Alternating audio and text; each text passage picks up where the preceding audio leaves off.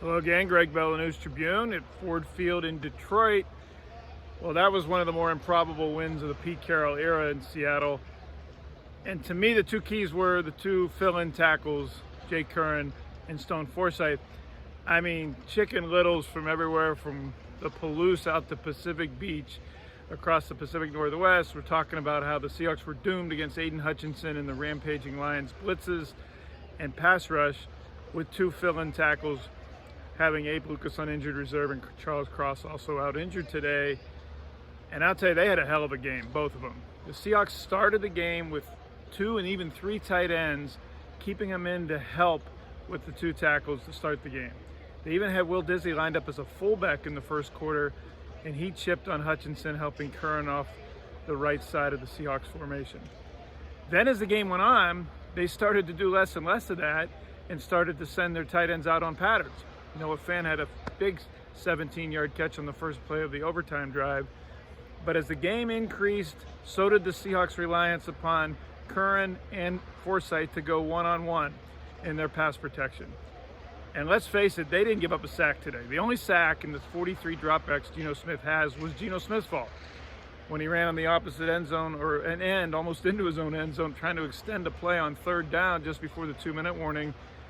Went to one side of the field, went to the other side of the field, peeled back, and took a huge loss that had resulted in a 4th and 35. He said he was trying to relapse as much time as he could and not give the Lions time before the 2-minute warning to get the ball back. Well, he did that. He got 2-minute warning, but he also gave the Lions field position, even though Michael Dixon punted the ball 63 yards out of his own end zone. The Lions got a 16-yard return when the returner broke 2 tackles. They started at midfield, and they ended up tying the game on a field goal at the end of regulation. But Curran, in overtime, Curran and Forsythe provided the time for Smith to look at 2 and 3 receivers. There was an in-route crosser on 3rd and 6 for DK Metcalf, was the 3rd receiver on for a 16-yard gain. That was not supposed to happen today. As you know, it was supposed to be Sakurama for Hutchinson and the Lions against these fill-in tackles. And I talked to both of them after the game. That's who I went straight to. That's who Pete Carroll went straight to after the game. Said it was the first 2 guys he was looking for. I asked him what he said to him. He said, I really was at a loss for words, and I just gave him a big hug and said how proud he was of them and their performance.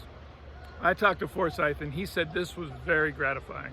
The 3rd of the Seahawks' 3 picks in 2021, making his 2nd career start. He was really slow last week coming off the line against the Rams in that dreadful loss for the opener for Seattle. He was slow in training camp. I thought perhaps he might be cut from the team. Today he said it was very gratifying. All the people saying that I can't do it and all this other bleep, you could tell he'd heard the noise throughout the upcoming this week. I talked to Curran in the locker room after the game. He said that Jason Peters actually was the key to his turnaround this week. Curran was not happy with how Pete performed. This was his 6th career start today, but when he came in for Charles Cross after Cross's toe sprain in the second half against the Rams, Curran said he was not himself and was not happy with himself, but that Jason Peters, the 41-year-old the Seahawks signed and had practice for the first time on Wednesday, took Curran aside after practice Wednesday and Thursday while trying to learn the playbook and went over footwork, technique, and pass pro sets. And Curran said it got himself back to where he is and what he always has been coming out of the University of California. Curran really credited with Peters for changing his attitude and going back to the fundamentals and basics. Curran said that's what helped him today. He said, I don't listen to the noise, but he heard it going into this game. A couple other things after the game I found interesting. Pete Carroll was still shaking his head about that intentional grounding call.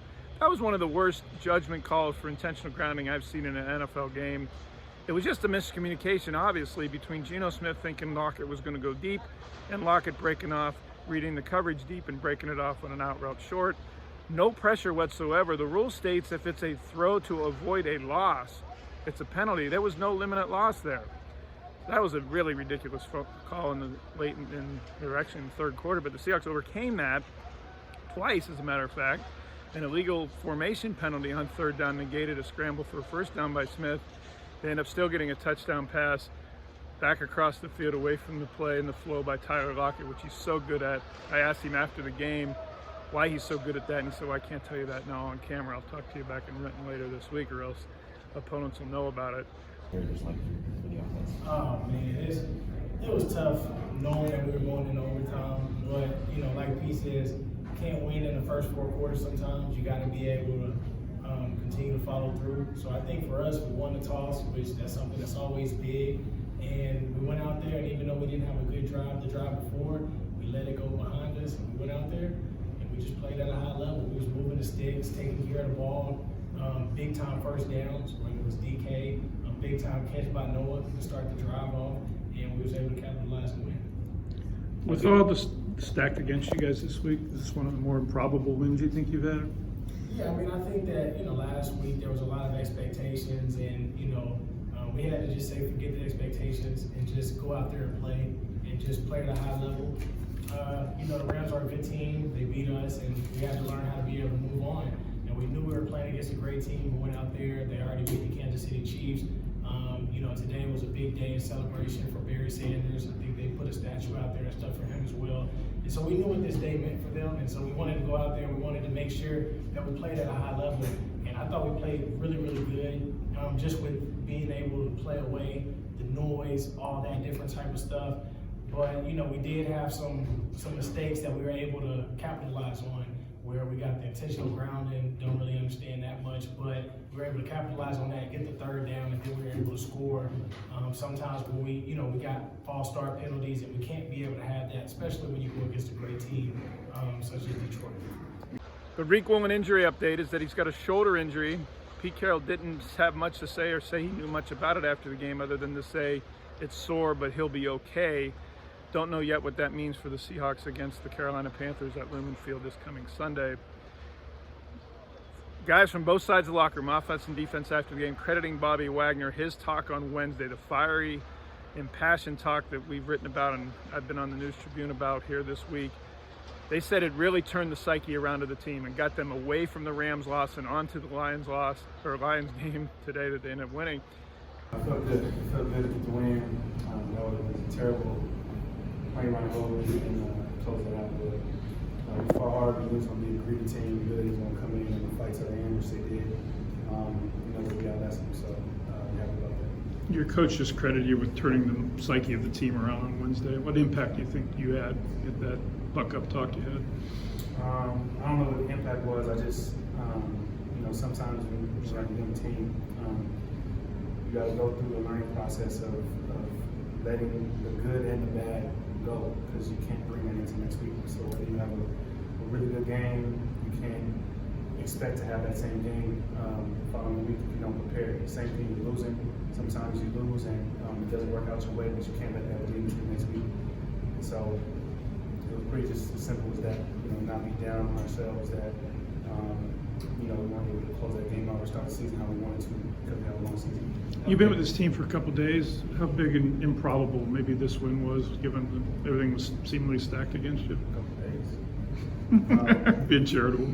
No, it's been fun, man. Being around this team, being on this group, being able to be on this side and play the games with everybody has been great. I think we're all still trying to knock out some rust and get some things going, but I like the direction that we're going. I feel like there's still so much more that we can be better at. We have to tackle better, we have to make our plays, but I like the spot we're in. Carroll said Wagner did his job for him, that Carroll was failing to get the team past that loss until Wagner spoke up on Wednesday at practice. Wagner told me it was the first time he remembers doing that ever, gathering an entire team around him before a Seahawks practice. He did that Wednesday, and a mindset change. Seahawks with one of their more improbable victories in a while, and avoided an 0-2 start.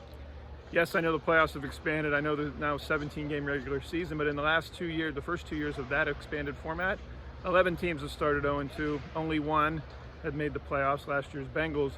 Since the 1970 NFL-AFL merger, 404 teams have started 0-2, and only 39 have made the playoffs. It's both 9% lately and over time. That's how important today's win may prove to be for Seattle. All my coverage is at thenewstribune.com, on Twitter at GBellSeattle, and I was always thank you for watching from Michigan.